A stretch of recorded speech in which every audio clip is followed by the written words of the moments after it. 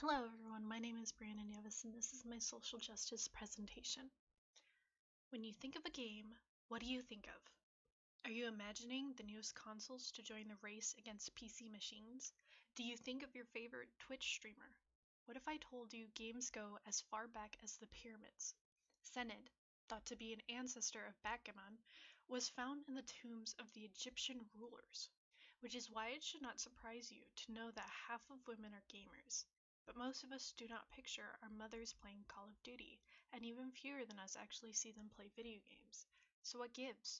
We might not be thinking of the right kinds of games. 70% of Bejeweled players are women.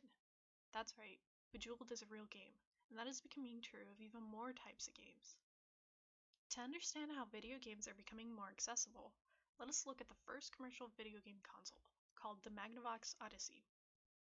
In the time that it was released, the purchase cost consumers $99, which is around $550 today. In today's terms, that is around the price that you would expect to pay for a new console. But today's machines are also more capable.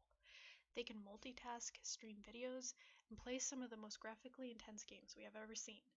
The Magnavox Odyssey could only play one game, and that was the classic Pong.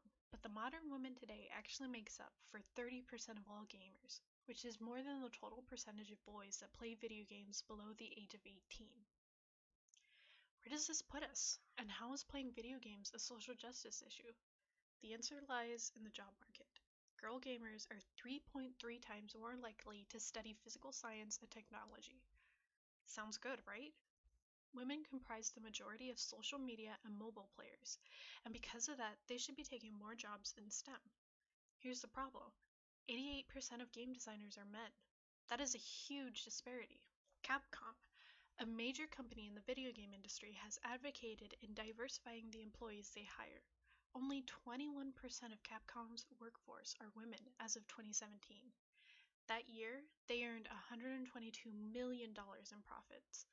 Assuming women are equally distributed through all levels of the company, women would only be receiving $24 million.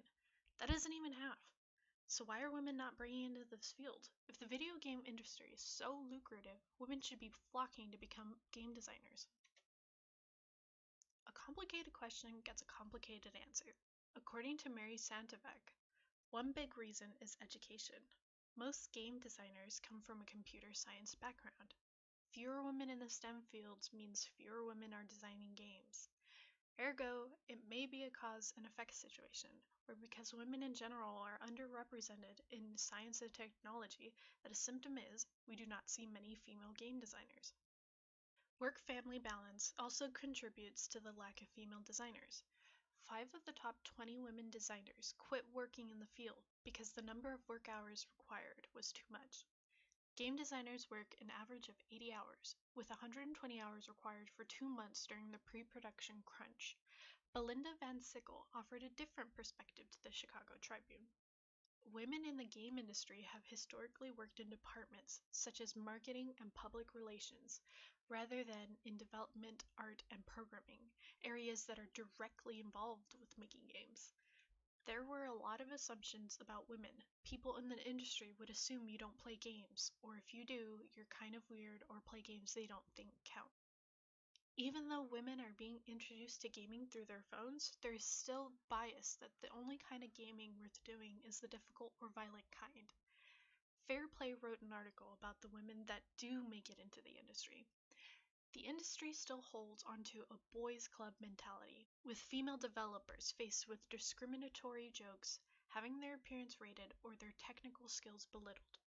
To that end, even when women finally make it into the business, they are still discriminated and underestimated. Okay, so we get girls interested in games earlier. Show them the impact technology has.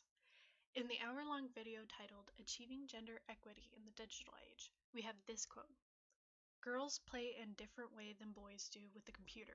Girls feel the same joy and passion in playing with technology, but girls, and I'm going for the stereotyping here based off the research, girls tend to like depth and the connection to people.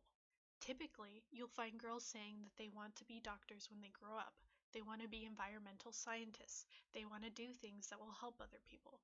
They say that over and over and over again. If we can make it clear to girls that computers are a fantastic resource for solving the world's problems, then surely there will be many girls who will be interested in computing. So, what can we do? As a member of the female gender and a previous student of the STEM major, I know this research speaks truths that are relevant to me. I think the most important takeaway future educators can draw from this presentation is that we need to open our mind to how we are approaching teaching methods. Because, unfortunately, the boys are not doing well either. A study in 43 different countries found that boys were being outperformed in schools, particularly in math and reading. But we know what to do. There is research showing girls need social interaction and boys need the ability to display their knowledge that isn't just writing an essay. Imagine what reading scores would be like if instead of reading a text and filling in a blank, if we let our kids play text-based games. What if we taught physics through Minecraft? Imagine if we explained supply and demand with World of Warcraft, or had our kiddos learn about the strategy of war with Sid Meier's Civilization series. I'm not saying we have to upend the entire education system to make room for another theory that's supposed to solve everything. I am saying that as teachers of today, we can look for modern solutions and modern tools. To summarize, girls have been rising in their academic performance over the past few generations, but they are still not being represented in science, technology, engineering, and math fields. This is important because women not entering careers with this focus means society is still divided by gender.